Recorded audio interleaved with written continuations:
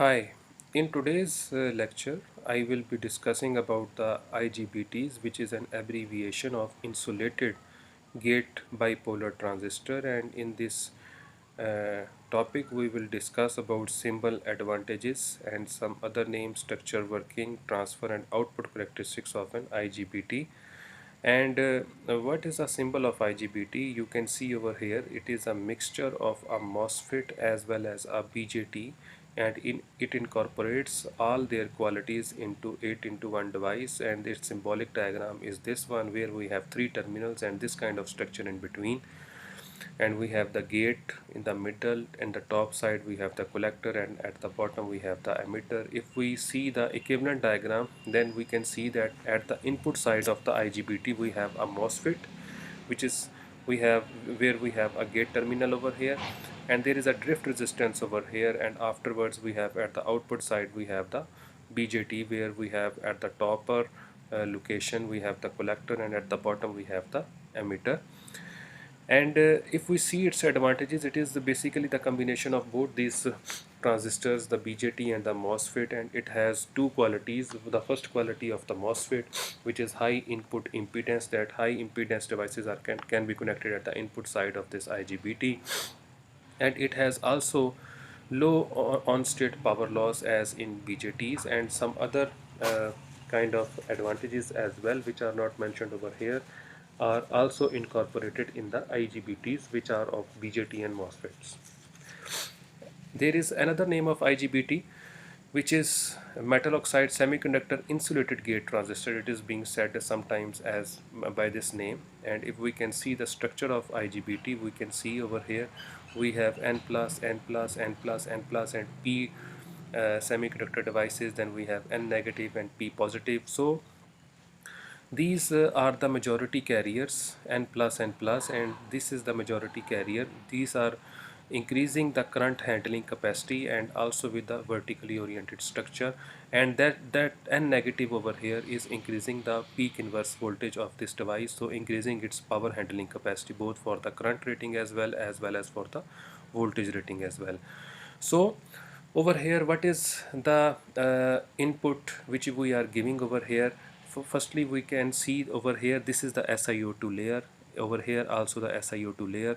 There is an insulating environment over here in between. These are the metallic contacts, and with the metallic contacts we have been connected by the emitter, which is connected negatively with reference to the collector by a VCC voltage, and this is basically the output voltage.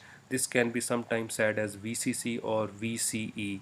It can be said as VCE is the output voltage over here. So this is emitter and this is collector. So VCE is the output voltage. This is the biasing voltage over here. And then what is the input voltage? The input voltage is VGE, because gate is positively connected with the emitter over here, and this is the biasing voltage, which can be said as VG, while the input voltage is VGE. So what will happen when we apply a voltage at the gate terminal? Before that, we have to understand, if there is a no voltage which is applied at the gate, VG is 0 and VGE as well also is 0. If we have VCC, which is the biasing voltage which is applied over here, then the flow of current will happen in such a way that this region P and region will be in forward biased, as we have this first junction and then we have the other junction.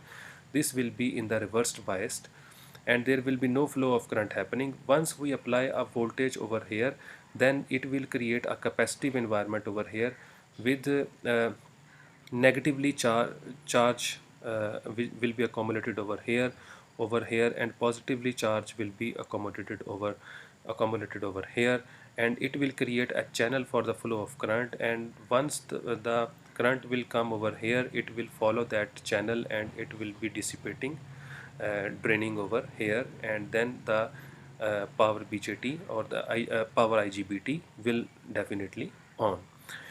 So this is a structure diagram where we have understood the flow of operation. Now this is a circuit diagram where we can see that further that concept over here. You can see here we have the IGBT symbol over here. We have a resistance which is connecting with the biasing voltage, and then we have a resistance which is over here, and input resistance, and we have a biasing voltage over here. So once we over here we can see that this VGE is the input voltage, and this Ig is the input current, and then this VCE is the output voltage, and IC is the output current, while we have the VCC and VG are the biasing voltages.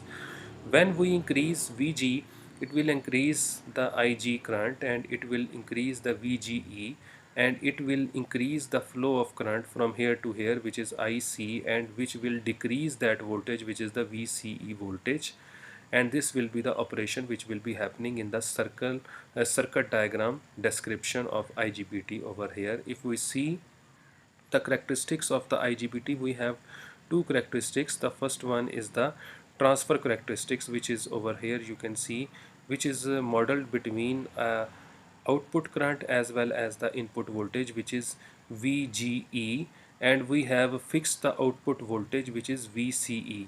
So you have to correct it over here, you have to correct it that this VGE, this is VGE, not VCE. So VGE is the input voltage and the output current will be IC, while we have fixed the output voltage, which is VCE over here. So what will happen if we increase the input voltage? It will increase a current very small way, and once the forward breakover voltage, which is the gate emitter threshold voltage, is achieved, after we increase that input voltage, then there will be a linear increase in the output current if we further increase the input voltage.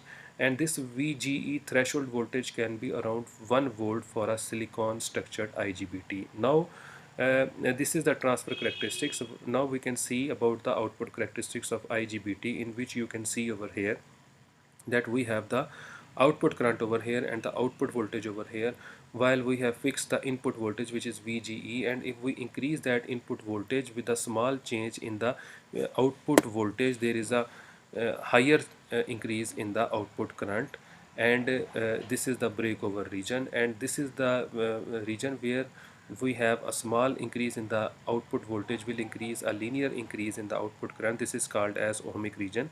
This region is the active region, and this region is the saturation region over here. Thank you very much.